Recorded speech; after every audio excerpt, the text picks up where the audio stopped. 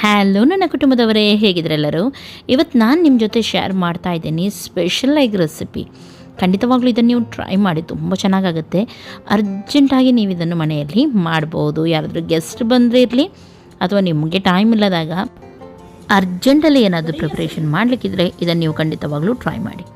ಒಂದು ಕಡಾಯಿ ತೊಗೊಳ್ಳಿ, ಅದರಲ್ಲಿ 2 ಟೇಬಲ್ ಸ್ಪೂನಷ್ಟು ಎಣ್ಣೆಯನ್ನು ಹಾಕಿ, 1/4 ಟೇಬಲ್ ಸ್ಪೂನಷ್ಟು ಬಡಿಶೇಪ್ ಹಾಗೂ 2 ನೀರುಳ್ಳಿ, ಸ್ವಲ್ಪ ಕರಿಬೇವು ಸೊಪ್ಪು ಇಷ್ಟನ್ನು ಹಾಕಿ ನೀರುಳ್ಳಿ ಕೆಂಪಾಗುವವರೆಗೂ ಫ್ರೈ ಮಾಡಿ. ಇವಾಗಿಲ್ಲಿ ಚೆನ್ನಾಗಿ ನೀರುಳ್ಳಿ ಕೆಂಪಾಗಿದೆ. ಈ ಟೈಮಲ್ಲಿ ಇದಕ್ಕೆ ಚಿಲ್ಲಿ ಪೌಡರ್ ನಿಮ್ಮ ಖಾರಕ್ಕನುಗುಣವಾಗಿ ಹಾಕಿ. ಇಲ್ಲಿ ನಾನು 1 ಟೇಬಲ್ ಸ್ಪೂನಷ್ಟು ಹಾಕಿದ್ದೀನಿ. ಪೆಪ್ಪರ್ ಪೌಡರ್ 1/4 ಟೇಬಲ್ ಸ್ಪೂನಷ್ಟು, ಧನಿಯಾ ಪೌಡರ್ 1.5 ಟೇಬಲ್ ಸ್ಪೂನಷ್ಟು ಹಾಗೂ ಅರಶಿನ ಪೌಡರ್ 1/4 ಟೇಬಲ್ ಸ್ಪೂನಷ್ಟು. ಇಷ್ಟನ್ನು ಸ್ವಲ್ಪ ಹೊತ್ತು ಫ್ರೈ ಮಾಡಬೇಕು. ಫ್ರೈ ಮಾಡುವಾಗ ಇದಕ್ಕೆ ಜಿಂಜರ್ ಗಾರ್ಲಿಕ್ ಪೇಸ್ಟ್ ಕೂಡ ಹಾಕಿ ಚೆನ್ನಾಗಿ ಇದನ್ನು ಫ್ರೈ ಮಾಡಿ. ಗ್ಯಾಸನ್ನು ಲೋ ಫ್ಲೇಮಲ್ಲಿಟ್ಟು ಒಂದು 5 ನಿಮಿಷ ಒಳ್ಳೆ ರೀತಿ ಮಸಾಲವನ್ನು ಫ್ರೈ ಮಾಡಿ. ಓಕೆ, ಇಲ್ಲಿ ಚೆನ್ನಾಗಿದು ಫ್ರೈ ಆಗಿದ್ದೆ. ಇದಕ್ಕೆ ನಾನು ಇವಾಗ ಟೊಮೆಟೊ ಪ್ಯೂರಿಯನ್ನು ಹಾಕ್ತಾಯಿದ್ದೀನಿ. 2ರಿಂದ 3 ಟೊಮೆಟೊವನ್ನು ಗ್ರೈಂಡ್ ಮಾಡಿ ನೀವು ಇದಕ್ಕೆ ಸೇರಿಸಿದರೆ ಆಯಿತು. ಸ್ವಲ್ಪ ನಿಮಗೆ ಗ್ರೇವಿ ಜಾಸ್ತಿ ಬೇಕಂತ ಎನಿಸಿದರೆ ನೀವೊಂದು 4 ಟೊಮೆಟೊ ಕೂಡ ಇಲ್ಲಿ ಸೇರಿಸ್ಬೋದು. ಇವಾಗ ಮೇಯ್ನಾಗಿ ಏನಂದರೆ ಇದು ಚೆನ್ನಾಗಿ ಫ್ರೈ ಆಗಬೇಕು. ಸ್ವಲ್ಪ ಹೊತ್ತು ಡ್ರೈ ಆಗುವವರೆಗೂ ಒಳ್ಳೆ ರೀತಿ ಇದನ್ನು ಫ್ರೈ ಮಾಡೋಣ. ಫ್ರೈ ಮಾಡುವಾಗ ಇದಕ್ಕೆ ಸ್ವಲ್ಪ ಉಪ್ಪನ್ನು ಕೂಡ ಸೇರಿಸಿ ಹಾಗೂ ಚೆನ್ನಾಗಿ ಇದನ್ನು ಫ್ರೈ ಮಾಡಿ. ಇವಾಗ ನೋಡ್ಬೋದು ಮಸಾಲ ಒಳ್ಳೆ ರೀತಿ ಫ್ರೈ ಆಗಿದೆ, ಡ್ರೈ ಆಗಿದೆ, ಸೈಡಿಂದ ಆಯಿಲ್ ಕೂಡ ಬಿಟ್ಟಿದೆ. ಈ ರೀತಿ ಬರಬೇಕು. ಈ ಟೈಮಲ್ಲಿ ಇದಕ್ಕೆ 1 ಕಪ್ಪಷ್ಟು ನೀರನ್ನು ಸೇರಿಸ್ತಾ ಇದ್ದೀನಿ. ನಾನಿಲ್ಲಿ ಮೊಟ್ಟೆ ಸ್ವಲ್ಪ ಡ್ರೈ ರೀತಿ ಮಾಡ್ತಾ ಇದ್ದೀನಿ. ಫ್ರೈ ಮಾಡ್ತೀವಿ ನೋಡಿ ಎಗ್, ಆ ರೀತಿ. ನಿಮಗೆ ಸ್ವಲ್ಪ ಗ್ರೇವಿ ರೀತಿ ಬೇಕಂತ ಎನಿಸಿದರೆ ನೀವು ಜಾಸ್ತಿ ನೀರನ್ನು ಇಲ್ಲಿ ಸೇರಿಸ್ಬೋದು. ಓಕೆ, ಇವಾಗ ನೋಡಿ ಸಣ್ಣದಾಗಿ ಕುದಿ ಬರ್ತಾ ಉಂಟು. ಬರುವಾಗ ಇದಕ್ಕೆ ನಾನು ಮೊಟ್ಟೆಯನ್ನು ಹಾಕ್ತಾ ಇದ್ದೀನಿ. ನಾನಿಲ್ಲಿ ಮೊಟ್ಟೆಯನ್ನು ಆಫ್ ಮಾಡಿ ಹಾಕಿದ್ದೀನಿ.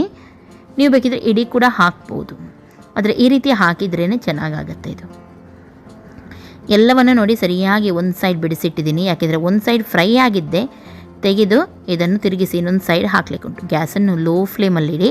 ಒಳ್ಳೆ ರೀತಿ ಒಂದು ಸೈಡ್ ಇದು ಫ್ರೈ ಆಗಲಿ, ಆವಾಗ ಮಸಾಲ ಚೆನ್ನಾಗಿ ಇದಕ್ಕೆ ಎಳೆಯುತ್ತೆ. ಇವಾಗ ನೋಡಿ ಒಂದು 2 ನಿಮಿಷ ಚೆನ್ನಾಗಿ ನಾನು ಹೀಗೇ ಬಿಟ್ಟಿದ್ದೀನಿ. ಇದನ್ನು ಸೈಡಿಂದ ಎಣ್ಣೆಲ್ಲ ಮೇಲೆ ಬಂದಿದೆ.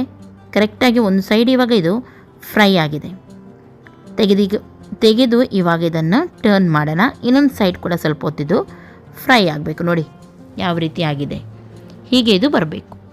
ನಾನು ಆವಾಗಲೇ ಹೇಳಿದೆ, ನಿಮಗೆ ಸ್ವಲ್ಪ ಗ್ರೇವಿ ರೀತಿ ಬೇಕಂತ ಎನಿಸಿದರೆ ನೀವು ನೀರನ್ನು ಸೇರಿಸಿ ಸ್ವಲ್ಪ ಗ್ರೇವಿ ರೀತಿ ಮಾಡ್ಬೋದು. ಓಕೆ, ಉಪ್ಪೆಲ್ಲ ನಾವು ಮೊದಲೇ ಹಾಕಿದ್ದೀವಿ, ಆವಾಗಲೇ ಹಾಕಬೇಕು ಮಸಾಲಕ್ಕೆ ಉಪ್ಪೆಲ್ಲ. ಆಮೇಲೆ ಹಾಕಿದರೆ ಅಷ್ಟು ಸರಿಯಾಗಿ ಆಗೋದಿಲ್ಲ ಅದು.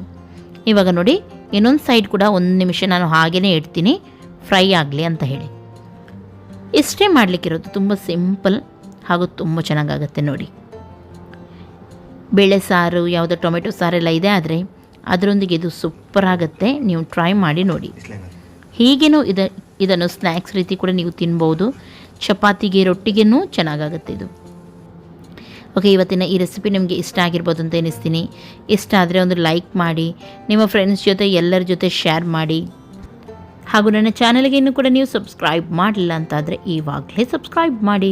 ಮೇಲಿಂದ ಸ್ವಲ್ಪ ಕೊತ್ತಂಬರಿ ಸೊಪ್ಪನ್ನು ಹಾಕಿದ್ದೀನಿ. ಟೇಕ್ ಕೇರ್, ಬಾಯ್ ಬಾಯ್.